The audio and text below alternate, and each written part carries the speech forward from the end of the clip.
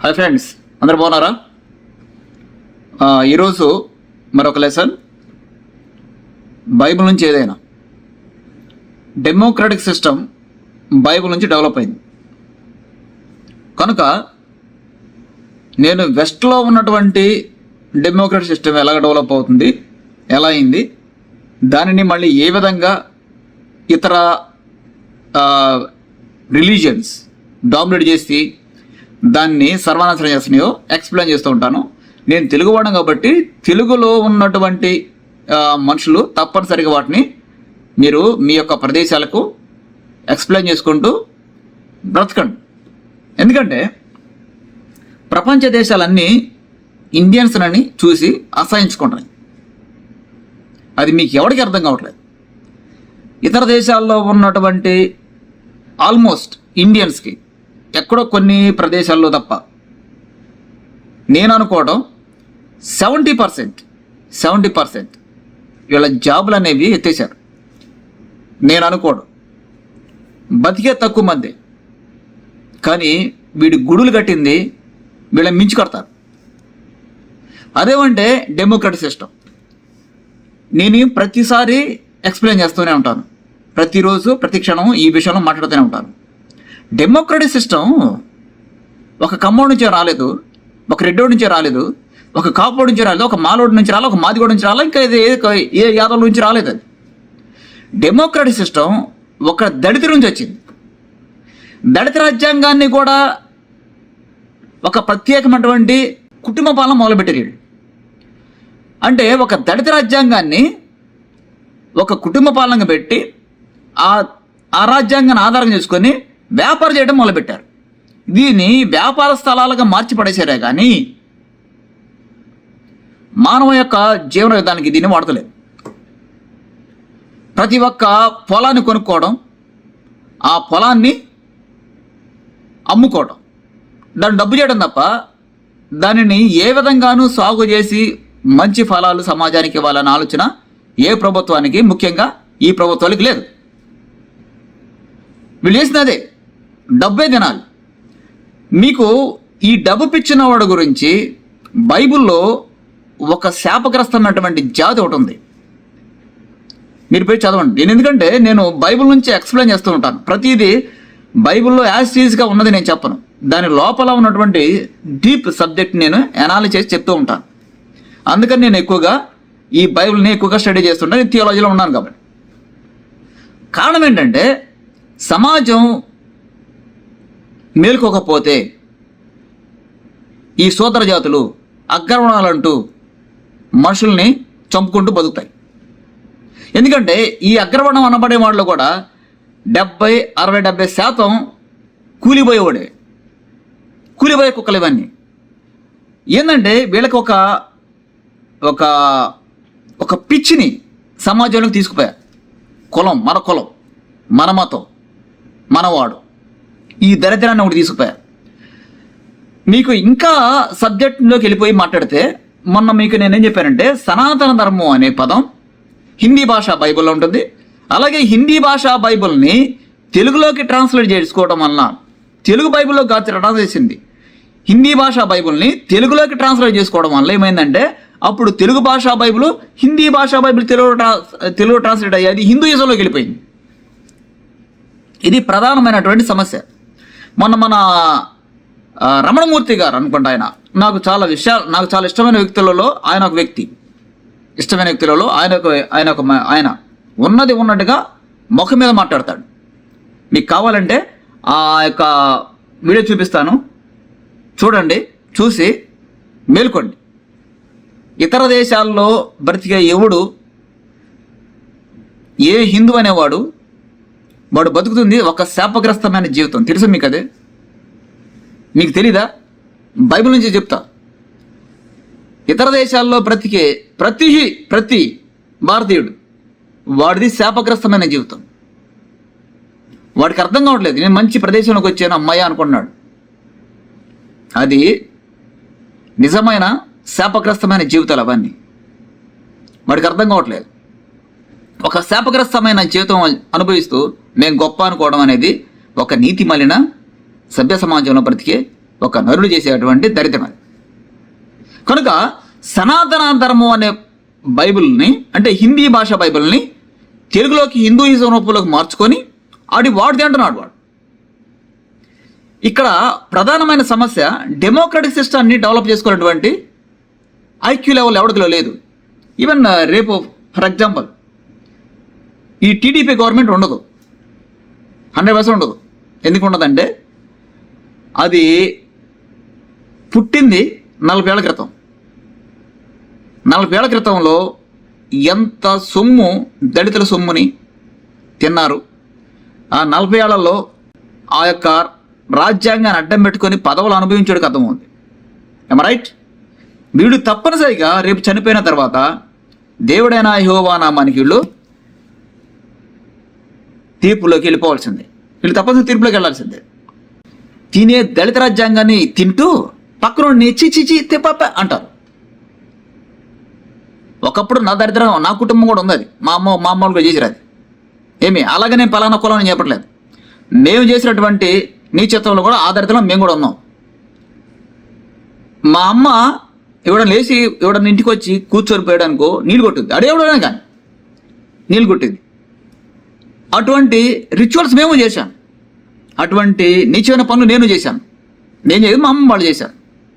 కాబట్టి ఇటువంటి పనులు అనేవి మనం ఎందుకు చేయాలి? ఏ కారణం చేయాలి? ఏ కారణం చేత చేయాలి? ఉండేది మనుషుల మధ్య ఉంటున్నాం, ఉండేది పలానా మనుషుల మధ్య, పలానా నీకు నచ్చని వాడి మధ్య ఉంటున్నాం, వాడు వదిలే గాలి పీల్చుకుంటున్నాం మళ్ళీ తిరిగి. కానీ సభ్య సమాజంలో ఒక నీతి లేని జీవితాన్ని జీవిస్తూ ఉన్నారు. నేను మీకు చెప్పేది అచ్చంగా బైబిల్ నుంచి స్టడీ చేసి చెప్తున్నాను. చెప్పనా? మొన్న చెప్పానరా, సనాతన ధర్మంలో ఒక స్త్రీ ఒక వేశ్యలాగా మారిపోయింది. దేవుడని యెహోవా చెప్పిన మాట అది. నరుల ద్వారా ఒక నరులను ఎన్నుకొని ఇర్మియా ద్వారా మాట్లాడుకుంటూ, యెహెజ్కేలు ద్వారా మాట్లాడుతూ, ఎజెకియల్ ద్వారా మాట్లాడుతూ రకరకాలైనటువంటి నరులతో ఆయన ప్రవక్తలుగా మార్చి మాట్లాడుతూ వచ్చాడు. వచ్చినప్పుడు ఏమన్నానంటే యెహెజ్కేలు గ్రంథం 10వ అధ్యాయం, ప్రతి వాడికి, ప్రతి దేశానికి, ప్రతి దేశంలో ఉన్న మనిషికి ఇది బేస్గా తీసుకోండి. ఇది బేస్గా తీసుకుంటే మీరు తప్పనిసరిగా మనిషిగా బతుకుతారు. సభ్య సమాజంలో దరిద్రాన్ని పారదోలడానికి మీరు మనుషులుగా నీ బిడ్డలు మార్చుకుంటారు. మొన్న వీడియోలో చెప్పాను నేను, ఒక పిల్లవాడు తప్పు చేశాడంటే దాని ప్రధానమైన కారణం పేరెంట్స్, తల్లిదండ్రులే. సనాతన ధర్మంలో లేదు ఈ మాట. అదే బైబిల్ ఇది ఇంగ్లీష్ బైబిల్. ఇది నేను రకరకాల బైబిల్ నేను స్టడీ చేస్తాను కాబట్టి ఎందుకు చదువుతానంటే ఎందుకు ఇన్ని వెరిషన్స్ వచ్చి నేను ఒక ఆలోచనతో నేను ఆ యొక్క థియాలజీలో హెర్మెటిక్స్ రీడ్ చేసే క్రమంలో ఇన్ని రకాల వెర్షన్స్ నేను వాడుతూ నా కోసమే కాదు, ఈ సమాజం కూడా బతకాలి. ఈ సమాజం నన్ను ఎలాగో ఏదో ఒకటి విధంగా దూసుకుంటుంది. భార్య తట్టవచ్చు, భార్య కూడా అసహించుకోవచ్చు, ఇంట్లో వాళ్ళు అసహించుకోవచ్చు, ఏం పర్వాలేదు. సమాజంలో మనం ఏదో ఒక మంచి పని చేసి చచ్చిపోదాం. అది కూడా రాగా ఉండాలి. ఒక రా లాంగ్వేజ్ అనే సమాజానికి వచ్చిన రోజున ఆ రా లాంగ్వేజ్ యొక్క గొప్పదనం అది ఎక్కడుంది ఏంటి తెలుసుకొని వాళ్ళ పిల్లల్ని మార్చుకుంటారు. పిల్లల్ని శాపగ్రస్తంలోకి ఏ వాడు వదలడానికి వీల్లేదు. ఎందుకంటే అగ్రవాణం కాదు వాడు, అసహ్యం. నాకు కాండి ముఖం మీద ఉంపుతాను. నా కొడుకు పిచ్చి మాట్లాడుకుని నాకు ముందుకు వచ్చి మాట్లాడితే తాడ తీసి నా కొడుకు ఎవడు బతుకున్నాడు. ఇతర దేశాల్లో ఎంగిలి పడేస్తున్నావు కదా నా కొడక. ఇతర దేశాల్లో పడి ఎంగిలి తిన్నారు కదా బయలు పట్టిన లంజోడకులు, కమ్మోడు అనేవాడు, రెడ్ అనేవాడు, కమ్మోడు అనే లంజోడకులారా. నీకు బుద్ధి జ్ఞానం లేదా? సిగ్గుచారం లేదా మీకు? సమాజం సర్వనాశనం అయిపోయి చచ్చిపోతుంటే అది హెల్, అది నరకంలో పడి కాలిపోతుంటే బైబిల్ పట్టిన లేబర్ నా కొడక, నీ కొలపాడుకి గద్దించి మాట్లాడే సిగ్గు నీ బెదం నీకు లేదా? తగస మాట్లాడదా మోజే చౌదరి? ముసలి చావపోతున్నావు కదా. నీకు నిజంగా యేసుక్రీస్తు అమ్మ దగ్గర ప్రధాన ప్లేస్ ఉంటుందా? యేసుక్రీస్తు దగ్గర నిజంగా బుద్ధి ఉంటుందా? ఇప్పుడు శైలపాల్ గారు ఉన్నారు. సార్ నేను ఆమె స్త్రీ కాబట్టి కాసేపు మనం కాసేపు పక్కన పెడదాం. శైలపాల్ గారు ఉన్నారు, ఆమె భర్త ఉంది. ఏం మీరు మారారుగా? ఓల్డ్ టెస్టిమెంట్ చదవరా మీరు? సిగ్గులేదా మీకు? ఓల్డ్ టెస్టిమెంట్లో చదివినప్పుడు మీ కులాలు ఏందనేవి మీకు అర్థమవుతుందిగా, మీ బతుకని మీకు అర్థమవుతుందిగా. లైన్ టు లైన్ చదివి ఒక పరిశోధన స్థాయికి తీసుకెళ్ళిపోయి మీ వాళ్ళకి, మీ సంఘం వాళ్ళకి చెప్తే వాళ్ళు బతుకుతారుగా. మీరు ఎందుకు చేయట్లేదు ఆ పని? ఏ కారణం చేత చేయట్లేదు మీరు? ఎందుకు చేయట్లేదు? పోయి క్రిస్టియన్ రాజ్యాంగంలో బొమ్మలు పెట్టారు. మనిషికి పుట్టాడు చెప్పనేది. క్రిస్టియన్ రాజ్యాంగంలోకి బొమ్మలు ఎందుకు పోతున్నాయిరా? అదేమంటే డెమోక్రసీ అందరికి కదా, డెమోక్రటిక్ సిస్టమ్ అందరికి కాదు. ఒక దేశంలో ఉన్నటువంటి డెమోక్రటిక్ సిస్టమ్ ఆ దేశం మీద ఉన్నటువంటి కల్చర్ మీద డెవలప్ అయి ఉంటుంది. ఆ కల్చర్ని నువ్వేం చేయాలంటే కొత్తగా పోయినప్పుడు దాన్ని అడాప్ట్ చేసుకోవాలి. అడాప్ట్ చేసుకొని దాన్ని తగిన విధంగా నువ్వు బతకాలి. అంతేగాని నీ పెంట తీసుకొచ్చి దాన్ని అక్కడ గుళ్ళు కట్టి అక్కడ స్తంభాలు పెట్టి నీ దరిద్రం పెట్టకూడదు. పెట్టావంటే దాన్ని ఆక్రమణ అంటారు. నీ వలన, నీ కొంపల వలన, మీ నీతి మాలిన పనుల వలన ఎవరు నాశనం అవుతున్నాయి? దేశాలు సర్వనాశనం అవుతున్నాయి. మనుషుల మధ్య చీరకలు వస్తున్నాయి. రాట్లేదా? తక్కువ చేతి నా కొడక. చూడరా బైబిల్, చూడరా, నాకు కూడా బైబిల్ చూపిస్తారా? నీవు పుట్టిన నాడే, అంటే సనాతన ధర్మంలో నీవు పుట్టిన నాడే ఎలా ఉన్నావురా? నువ్వు పుట్టిన నాడే నేలను పారవేయబడ్డావు. నువ్వు పుట్టిన నాడే బయట నేలను పారవేయబడ్డావు. పడేయబడలేదా? ఇది ఏ కాలం? ఇది యెహెజ్కేలు కాలం. యెహెజ్కేలు ఉన్నప్పుడు ఏ కులం ఉందిరా? ఏ మతం ఉందిరా? సిగ్గుమల చేతి కుక్క.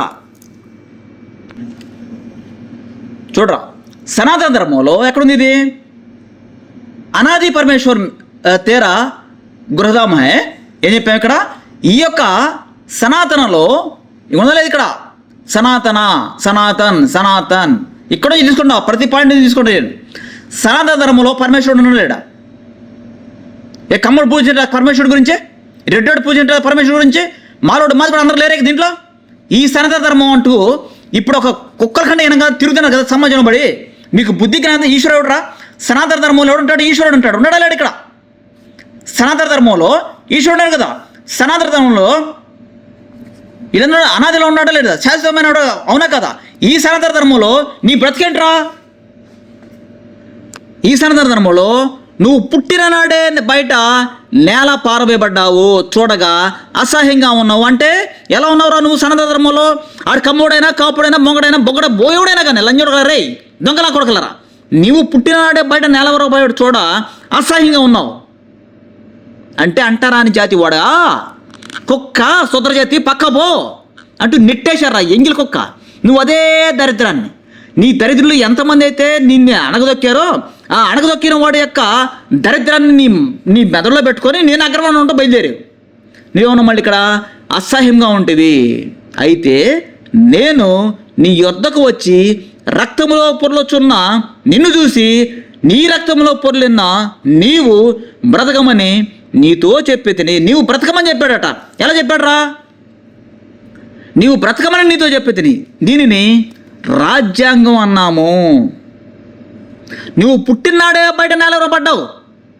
4వ వర్గం వాడుకోనో 5వ వర్గం వాడుకోనో లేకపోతే 3వ వర్గంగానో ఎలా పడితే అలాగా నిన్ను నీచంగా చూశాడు ఇక్కడ సనాతన ధర్మంలో మానవుడు. ఈ యొక్క సనాతన ధర్మంలో మానవుడు, ఈ సనాతన ధర్మంలో మానవుడు ఈశ్వరుడు రా మావాడు, ఈశ్వరుడు రా పరమేశ్వరుడు రా మావాడు, నువ్వెవడో రా అంటూ ఇదిగో ఈ మనిషిని మనిషిగా చూడలేని ఒక పనికి మళ్ళీ గుంపు కూడా బయలుదేరింది. పనికి మళ్ళీ గుంపు బయలుదేరితే నువ్వు పుట్టినాడే బయట నేలలో పొరగబడ్డావు. అంటే అసహ్యమైన జాతి వాడా? చూడగా అసహ్యంగా ఉంటుంది. అయితే నిన్ను దూరంగా పడేస్తే ఏం చేస్తే నేను? అయితే సనాతన ధర్మంలో, ఈ సనాతన ధర్మంలో ఏం చెప్పానురా నీకు? నేను ఏం చెప్పానురా? నువ్వు బ్రతకమని చెప్పాను. సనాతన ధర్మంలో నువ్వు బ్రతకమని చెప్పాను. ఎలా బతికావు? 40 ఏళ్ల నుంచి ఒక దళిత యొక్క రాజ్యాంగాన్ని కడుపారా తింటూ అగ్రమణ ఉంటావాడా? సిగ్గుమని చేతి కుక్క. నువ్వు అగ్రమణుడుగా బుద్ధి జ్ఞానం లేదు నీకు. నీవు రక్తంలో పొరలి ఉన్న నువ్వు చూసి బ్రతకమని నీతో చెప్పి తిని.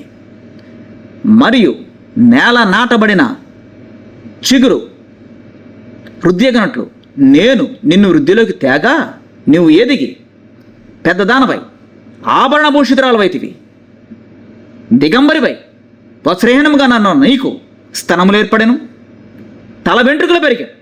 మరియు నేను నీ యొద్దకు వచ్చి నిన్ను చూడగా ఇష్టము పుట్టించు ప్రాయము నీకు వచ్చాను.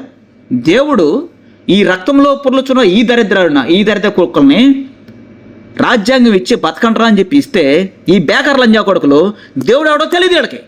ఈ సనాతనధర్మంలో వాడి తల్లుల్ని అత్యంత నీచంగా అనుభవించారు. ఈ సనాతనధర్మంలో ఈ పనికి మళ్ళా కొడుకుల్ని, ఈ సోదర జాతుల లంజాడుకుల్ని ఇష్టం వచ్చిన విధంగా వాడు ఆడవాళ్ళ యొక్క మానాలను తీశారు. ఈ సనాతనధర్మంలో ఈశ్వరుడు దేవుడు, ఈశ్వరుడు మావాడు, అలాగే పరమేశ్వరుడు మావాడు అంటూ ఈ యొక్క స్త్రీలను అత్యంత నీచంగా అనుభవించారు. ఈ నా కొడుకులు బుద్ధి లేదా? అగ్రవడాలా సిగ్గులేదు? ఈ నా కొడుకులకి సిగ్గు చర్యలు ఉన్నాయా? ఎవడ్రా వేశ్వరుడు?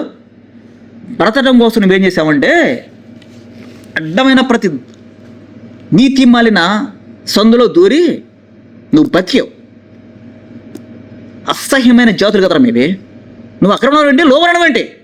ఈ సనాతన ధర్మంలో ఉన్న ఈ పనికి మళ్ళీ చెత్త సిగ్గుమల జాతి ఏమంటాయి అంటే చూడరా, ఇవేంటంటే ప్రతి అడ్డదోమను నీ బలిపీఠము కట్టి సౌందర్యమును హేయక్రియలకు వినియోగపరిచి నీ యొద్దకు వచ్చిన వారికి అందరికీ నీ పాదమును తెరిచి, రే కుక్క, చొద్ద చేతి కుక్క, లేబర్ కుక్క, నీ పాదములు తెరిచి వారితో బహుగా విభచరించితివి. నీవు మదించి ఉన్న నీ పొరుగువారైన ఐగుప్తీలతో వ్యభిచరించి నీ జారత్వ క్రియలను పెంపజేసి నాకు కోపం పుట్టించితివి. రాజ్యాంగాలు ఇస్తే కులాలకి, మతాలకి, మీ అమ్మ బొట్టులకి ఈజిప్ట్లో వాడు ఇచ్చిన లాభతానానికి అలవాటు పడి బొట్లాడు పెట్టుకుంటే మా సనాతన ధర్మం అమ్మ చెప్పుతో కొట్టాలా కూడా మిమ్మల్ని అన్నాను. చెప్పుతో ఈడ్చి కొట్టాలి లంజాడుకోలే మిమ్మల్ని అందరు. మణిపూర్లో ఆడవాళ్ళ బట్టలు ఉడదీస్తున్నప్పుడు ఏమైందిరా? అప్పుడే చెప్పాను, అప్పుడే ప్రవచించా. ఇది ప్రపంచ దేశాలకు చుట్టుకుంటుంది. ఒకటి తల్లి దాని విషపాలతో వాడిని కనేసింది. సభ్య సమాజంలో క్రిస్టియన్స్ అంటే అసహ్యం వేసి బతుకున్నారు లంజోడకలారు. మీరు తినేదేం క్రిస్టియన్ వాడు సాంకేతిక పరిజ్ఞానం, ఆడితో వచ్చినటువంటి జాబులు, తినేదే ఈ క్రిస్టియన్ వాడు బతుకులు, క్రిస్టియన్ వాడు పడేసినటువంటి మెతుకులు, వాడు పడేసినటువంటి వాడు బతికి చీకటి కొంపలు పడేసి వాడితో పెళ్లి చేసుకుని రోత బతుకుతున్నారు. నువ్వు ఒక హిందూ సనాతన ధర్మ లంజోడు చెప్ప కొడతాను అక్కడ ఇంకోసారి ఎక్కువ మాట ఉంటాయి. సనాతన ధర్మం ఇజ్రాయేల్ది, హిందువుడిది కాదు. సనాతన ధర్మం నీది కాదు, నీ అమ్మది కాదు. నీ తల్లిని సనాతన ధర్మం దాన్ని వాడుకున్నారు, నీ చేత నిజంగా దాన్ని అనుభవించారు. ఆ పదాలు దాంట్లో ఉన్న పదాలు అది చెప్తుంది. సనాతన ధర్మం అంటే ఇది. సనాతన ధర్మంలో స్త్రీని ఇంత నీచేత నియమించారు. సనాతన ధర్మంలో నీ ఆడవాళ్ళు వాటి పాదంలో తెరిచి, సనాతన ధర్మంలో ఇక్కడ రాసింది ఇది పదం, దీని అర్థం ఇది. సనాతన ధర్మంలో స్త్రీలు వాటి పాదం తెరిచి వారితో బహుగా విభచరించింది. ఎప్పుడంట? శూద్రుడివిరా నువ్వు అసంటపో, దూరంగా వెళ్ళిపో, మా ఇళ్ళకి రామాక, దొరకబో అనుకున్న జాతిని దేవుడు ఏమన్నా అంటే చక్కగా రాజ్యాంగాలు ఇచ్చి బతకంట్రా అంటే మళ్ళీ ఆ దరిద్రాన్ని నీ ప్రక్కవాడి మీద పెట్టలేదా? ఎలా పెట్టావు తెలుసా? సనాతన ధర్మంలో ఈ లేబరుడు ఏమన్నాడంటే, ఈ సోదర జాతుడు దళిత రాజ్యాంగాన్ని అనుభవిస్తూ, దళిత రాజ్యాంగంలో పదవులు అనుభవిస్తూ, దళిత రాజ్యాంగంలో వాడు ఎంగిలి తింటూ, దళిత రాజ్యాంగం ఆధారంగా పెట్టుకొని పదవులు అనుభవిస్తూ ఆ డబ్బుని తింటూ ఈ విష సర్పాలు ఏమన్నాయంటే చూడు,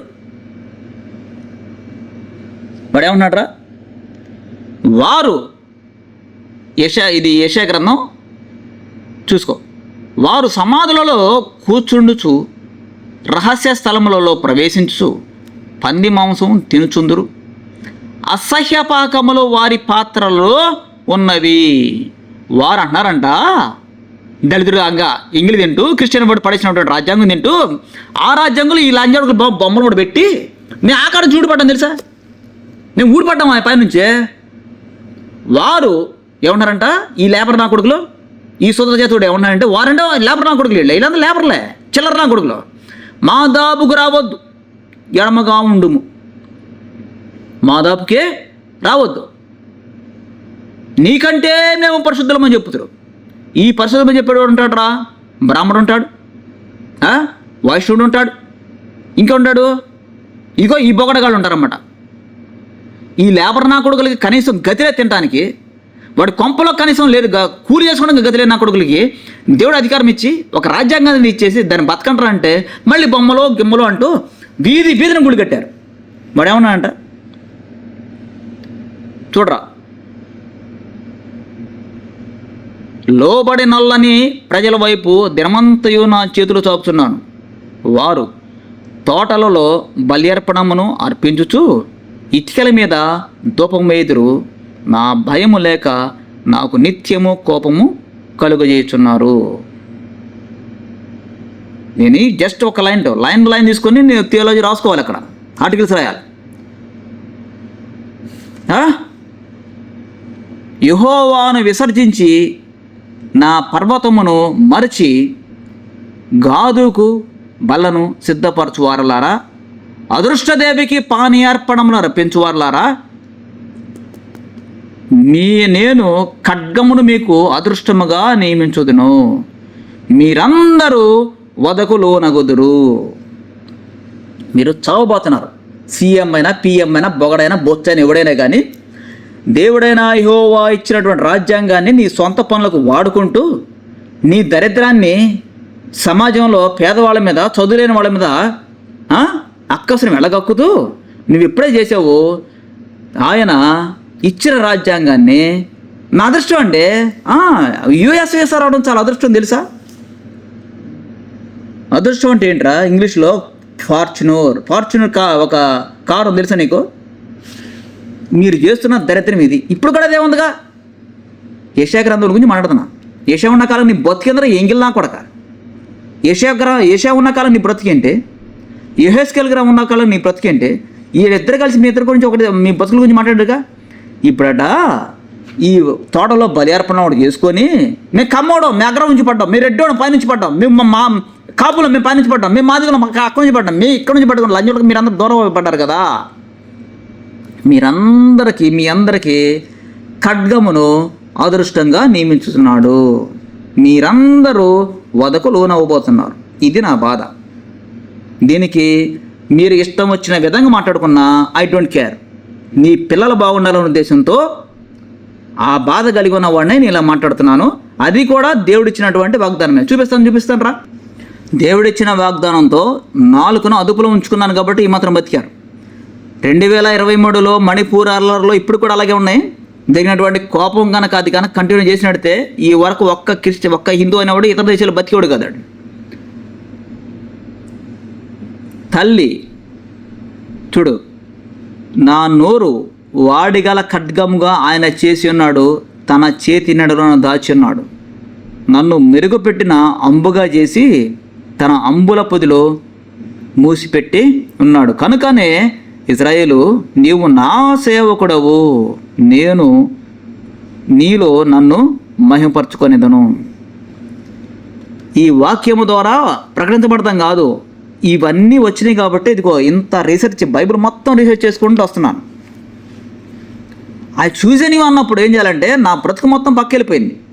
శరీరం పరంగా కొంత రోత ఉంటుంది, అంగీకరిస్తాను. అలాగని చెప్పి పెద్ద పరిస్థితులు నేను చెప్పట్లా.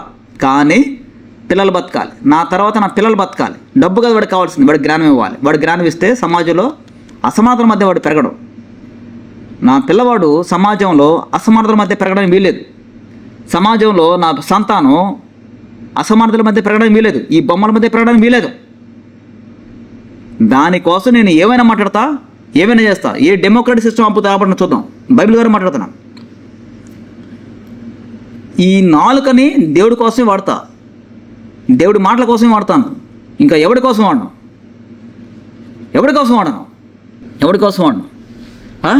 విగ్రహాలు చేస్తున్నారా? అమెరికాలో నీ విగ్రహాలు ఏందిరా లంజోడకలారు మీకు? అమెరికాలో ఎవడరా విగ్రహాలు పెట్టమని చెప్పింది? ఏ లంజోడకలు చెప్పింది మీకు? ఏ బేకర్ లంజోడు చెప్పాడు మీకు? వాడు క్రిస్టియన్ రాజ్యాంగంలో మీకేం పని? ఈ లేబర్ నా కొడుకులు మీకేం పని? చదువు సంజయ్ లేని ఈ చిల్లర నా కొడుకులు మీ అగ్రవాలంటూ సనాతన ధర్మాలంటూ ఆ బతుకు ఎక్కడో తెలియదు నా కొడుకులకి. ఇది సనాతన ధర్మం. ఈ సనాతన ధర్మంలో లేబర్ నా కొడుకులు అంట. ఈ సనాతన ధర్మంలో లేబర్ నా కొడుకులు విగ్రహములను నిర్మించు వారందరూ మాయ వంటి వారు. అమెరికాలో విగ్రహాలు పెట్టలేదా? విగ్రహమును నిర్మించు వారందరూ మాయ వంటి వారు, వారికి ఇష్టమైన విగ్రహములు నిష్ప్రయోజనములు. రామారావు గారి ఫోటో ఏం చేశారు? ఎందుకు పెట్టారు మీరు అక్కడ అమెరికాలో ఎందుకు పెట్టారు మీరు? విగ్రహములను వినిపించు వారందరూ మాయమంటే వారికి ఇష్టమైన విగ్రహములు నిష్ప్రయోజనములు, తామే అందుకు సాక్షులు, వారు గ్రహించువారు కారు. వారి విగ్రహాలు పెట్టుకొని అవి బుద్ధి మెదలేని నా కొడుకులు కదా వీళ్ళంతా. క్రిస్టియన్లో ఉన్నటువంటి కమ్ముడు కూడా బుద్ధి లేని నా కొడుకులు కదా. క్రిస్టియన్లో ఉన్నటువంటి రెడ్డి నా కొడుకులు బుద్ధి జ్ఞానం లేదు కదా వాళ్ళకి. క్రిస్టియన్లో ఉన్నటువంటి కాపోడికి సిగ్గులేదు కదా. క్రిస్టియన్లో ఉన్నటువంటి మానవుడికి సిగ్గులేదు కదా. క్రిస్టియన్లో ఉన్నటువంటి రెడ్డి మాదిగోడికి సిగ్గులేదు కదా. ఈ అందరూ ఏం చేస్తున్నారంటే విగ్రహాలు పెట్టుకొని తిరుగుతున్నారంట. ఎందుకు పనికిరాని విగ్రహమును పోతపోసి దానిని ఒక దేవునిగా నిరూపించువాడేవాడు. ఇవి పనికి మారిన దరిద్రాలని ఇతర దేశాలకు ఎవడని తీసుకుని పోవడానికి? నీ అమ్మదా విగ్రహ దేశాలు అవన్నీ? అమెరికా నీ అమ్మ కలసం, హిందూ అనేవాడు కలసంలోంచి వచ్చిందండి. దిగో దానిని పూజించు వారందరూ సిగ్గుపడుదురు. అది శిల్పకారులు నరమాతురులే కదా. వారందరూ పోగ చేయబడి నిలబడవాలేను. ఎవరందరూ? ఈ శిల్పకారుల కౌకులందరూ. ఈ సిగ్గుమని చేత నా కొడుకు శిల్పకారులు ఉండరు. వీళ్ళు ఏమంటారు? ఏ కులంలో వెళ్ళదే? ఈ శిల్పకారులు అనే ఈ కులంతో కొన్న కొడుకులు ఏ కులం వెళ్ళదే? బొమ్మలు చేసి గాలికి అది రంగు పూసి నీతిమైన పనులు చేసి ఈ శిల్పకారులు ఏం చేస్తున్నారు వీళ్ళంతా? వారందరూ పోగ చేయబడి నిలవబడాలి. ఈ శిల్పకారు గురించి నిశ్చయముగా వారు భయపడి సిగ్గుపడతారు. ఎందుకు భయపడతారంటే ఇవి బొమ్మలు, వాటి వల్ల ఉపయోగం లేదు వాళ్ళకి. కమ్మరవాడు నిశ్చయముగా వాడు భయపడి సిగ్గుపడితే కమ్మరవాడు కమ్మరుడు ఉన్నాడు ఇక్కడ, శిల్పకారుడు అనేవాడు ఉన్నాడు. గొడ్డలి పదును చేయుచు నిప్పులతో పని చేయను, సుత్తెతో దాన్ని రూపించి తన బాహుబలము చేత దాన్ని చేయను. అతడు ఆకలి గనుక అతని బలము క్షీణించిపోవును, నీళ్లు త్రాగక సొమ్మచిల్లును. ఇవి సనాతన ధర్మంలో మంచి మాటలు కదా. ఈ బొకడగా నా కొడుకులు అందరూ పెద్ద పత్తిత్తులు కదా, మేము సనాతన ధర్మవాదులు అని చెప్పాము నా కొడుకులందరికీ. ఇది సనాతన ధర్మంలో ఈ ఈశ్వరుడు గురించి మాట్లాడే ఈ బేకరా నా కొడుకులు, ఈశ్వరుడు ఇది ఈశ్వరుడు కదా, ఈశ్వరుడు గురించి మాట్లాడే ఈ చిల్లర నా కొడుకులకి ఇవి కనపడవా? ఇవి ఎందుకు కనపడవు? ఇవి బాలుడు మాధుడు గ్రంథం ఎందుకు అవుద్ది? ఇది మానవుడు మాధుడు గ్రంథం ఎందుకు అవుద్దిరా? ఏ రకం అవుద్ది? ఎందుకు అవుద్ది? ఇవి ఎడారిలో నుంచి తంతుంటే చంపుతుంటే అక్కడ పారిపోయి వచ్చి అడవిలో దాక్కొని మేము అక్కడ అంటారేంట్రా? మీ బ్రతుకుని కడిగేవాడు ఒక లేడా? మీ బ్రతుకు మొత్తం చూసినోడు లేడా? దళిత రాజ్యాంగం ఎందుకురా? ఆ కొడక మీ క్రిస్టియన్తో మీకేం పని రా? క్రిస్టియన్ రాజ్యాంగంతో మీకేం పని? వదిలిపెట్టను. ఇవి మొత్తం డిమాలిష్ అవ్వాల్సిందే. వదిలిపెట్టే సమస్య లేదు, వదిలిపెట్టను. నేను ఇక్కడ రీసెర్చ్ చేస్తూ రాసుకున్న మాటలు. ఇది మిడిల్ ఈస్ట్ కంట్రీలో కమ్మోడైనా కాపుడైనా ఇంకెవరు అవ్వడ మాదిగోడైనా మానవుడైనా ఇంకెవడైనా వీళ్ళందరూ ఇక్కడ వాళ్ళు కాదు. వీళ్ళు ఉంటే ఉండొచ్చు, నేను కాదండి. కానీ వాళ్ళు ఎలా పాత్ర నేను చెప్తాను తర్వాత. దీనదరిద్రులు నీళ్లు వెతుకుచున్నారు, నీళ్లు దొరకక వారి నాలుక దప్పి చేత ఎండిపోచున్నది. యెహోవా అను నేను వారికి ఉత్తరమిచ్చేదను.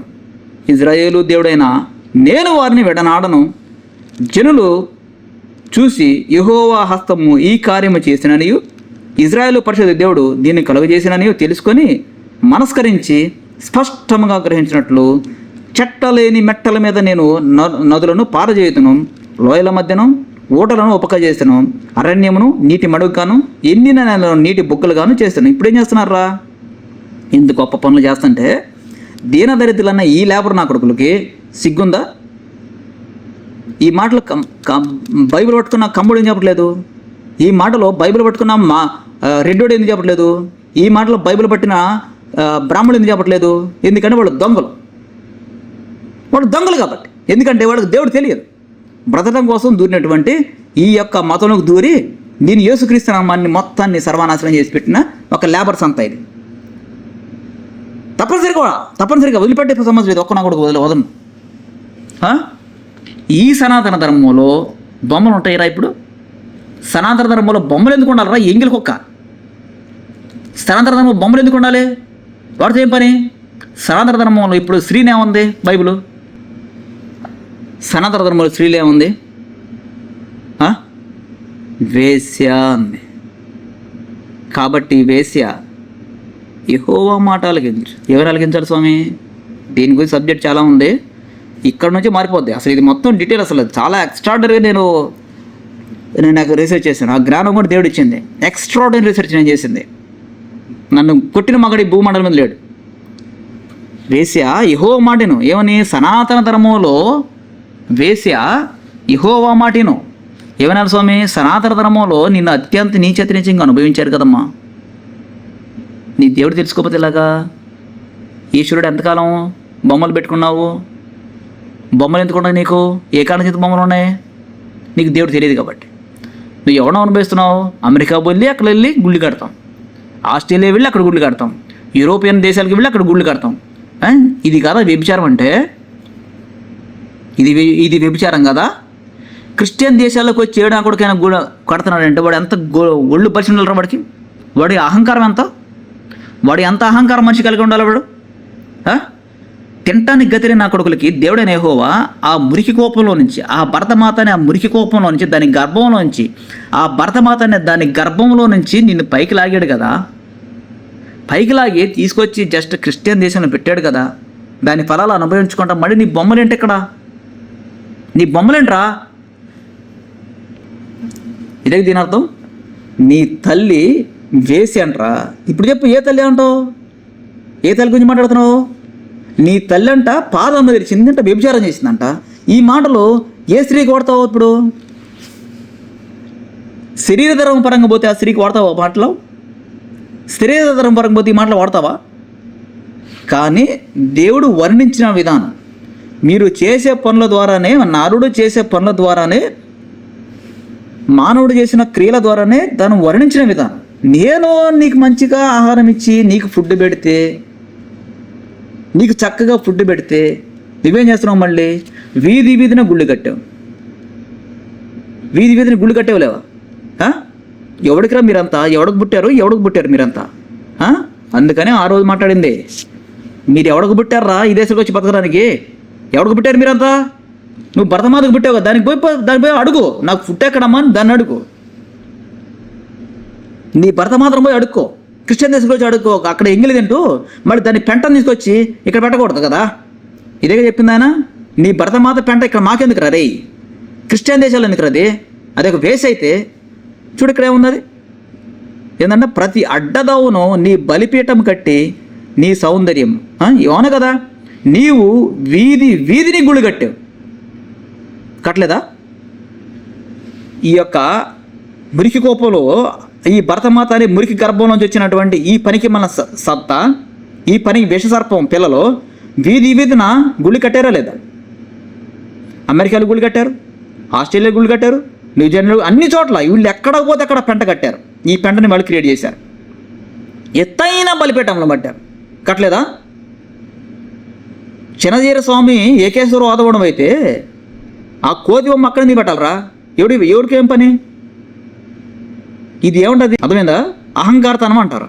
వాడి దేశంలోకి వెళ్ళి అంత పెద్ద గుళ్ళు కడతావా? అంత పెద్ద విగ్రహాలు పెడతారా? లంజా కొడతారు మీరు. మీ ఆడాళ్ళను కూడా మణిపూర్ అల్లర్లలో బట్టలు తీసి తిప్పినట్టుగా క్రిస్టియన్ దేశాల్లో కూడా మీ ఆడాలను చేస్తే ఎలా ఉంటుందిరా? నేను దీని ప్రకారం మాట్లాడుతున్నాను రా. నీ కోపం రావచ్చు, వెంట్రుకు కూడా పేకలేవు. నా కొడుకు దగ్గరికి వచ్చావనుకో చంపేస్తాను. చెప్పురా, వీధిని గుళ్ళు కట్టేవు లేదా? వీధిని గుళ్ళు కట్టి ఆ దేశాన్ని సర్వనాశనం చేసేవలేదా? ఎత్తైన బలిపీఠం కట్టేవలేదా? నీకేం పని రా అసలు అక్కడ? అమెరికాలో అంత ఎత్తైన బలిపీఠం కట్టాల్సిన అవసరం ఏంది? ఆ కోతి బొమ్మ ఎవడికి అవసరం? రామారావు బొమ్మ ఎవడికి అవసరం?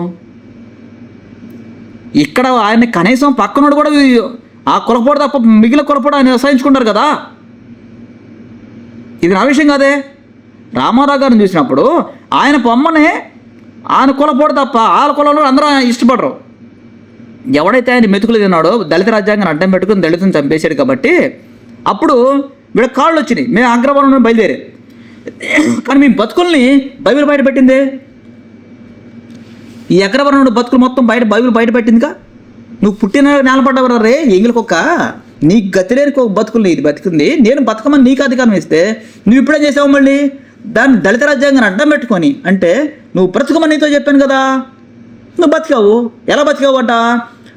నువ్వు పుట్టినాడే నేరాన పరమైన సంగతి మర్చిపోయి, నీ రక్తంలో నువ్వు పొర్లుచున్న రక్తం సంగతి మర్చిపోయి, అంటే నేను 2 ఎకరాల వాడిని, 3 ఎకరాల వాడిని, 1 ఎకరం వాడిని, నాకు ఎకరం కూడా లేదురా బాబు అనుకున్న బతికినోడివి ఇప్పుడు ఎలా వేరుగావంట? ఆభరణ భూషితురాలు అయ్యావంట.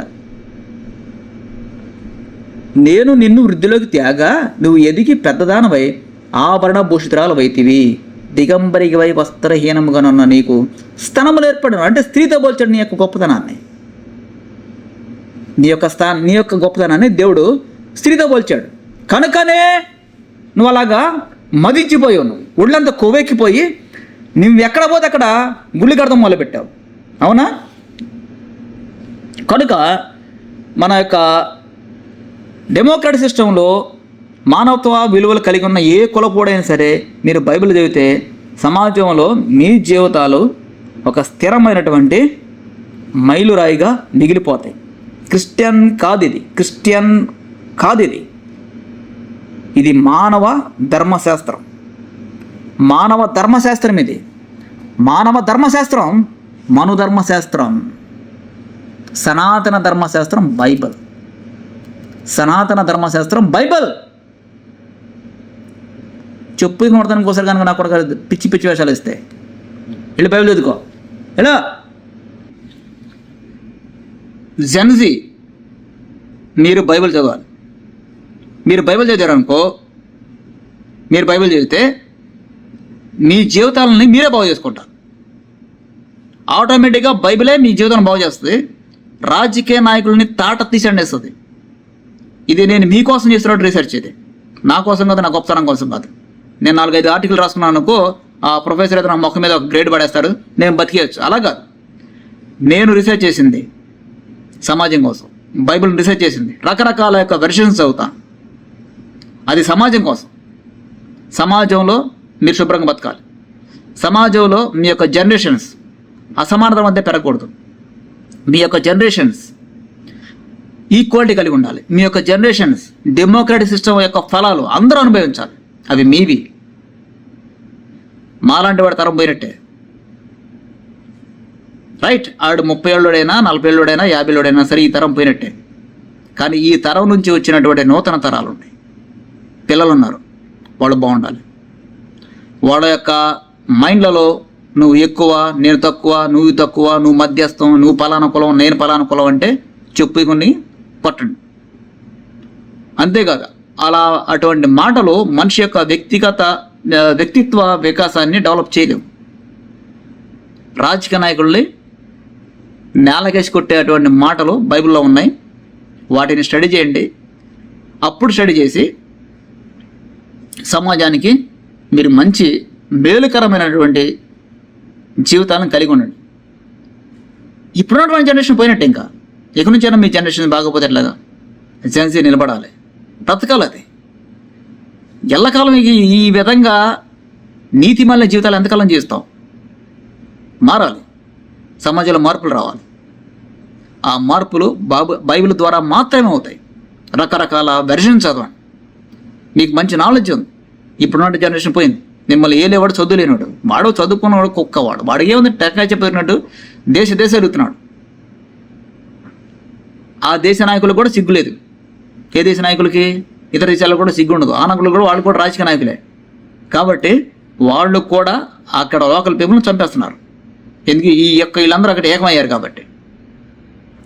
జనరేషన్స్ డెవలప్ అవ్వాలంటే, జనరేషన్స్ బాగుండాలంటే మీరు బైబిల్ చదవక తప్పదు.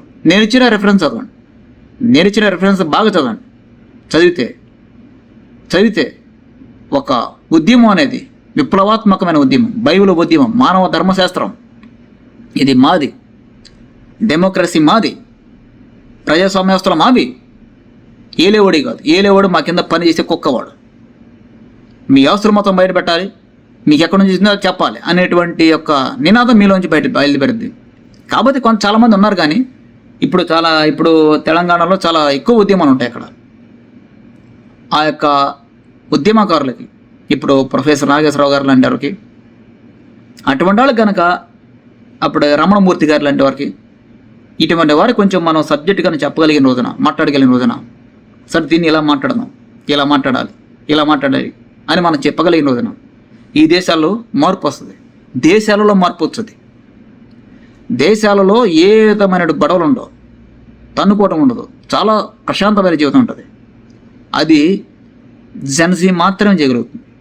దేవుడు కూడా వాళ్ళని కోరుకుంటాడు. మీరు అడగండి, క్రిస్టియన్ సంఘాలు అంటాడు, క్రిస్టియన్ సంఘాలు కానీ ఎవరైనా అడగండి, దేవుడు ఏమంటాడంటే యవనస్తులు బలము కలిగి పైకి ఎగుదురు అంటాడు. యవనస్తులు బలము కలిగి పైకి ఎగుతారు. చూపించారా? రెఫరెన్స్ చూపిస్తాను. చూడమ్మా, జెన్సీ ఎంత చక్కగా ఉంటుంది చూడండి. నేను రాశానమ్మా, నేను స్టడీ చేసే సమయంలో ఇంత చేస్తానమ్మా, మీకోసమే, పిల్లల కోసమే, అందరూ బాగా బతకాలి. బాలురు సొమ్మసిలెదురు అలా ఎదురు, యవనస్తులు త్రప్పక తొట్టిల్లుదురు.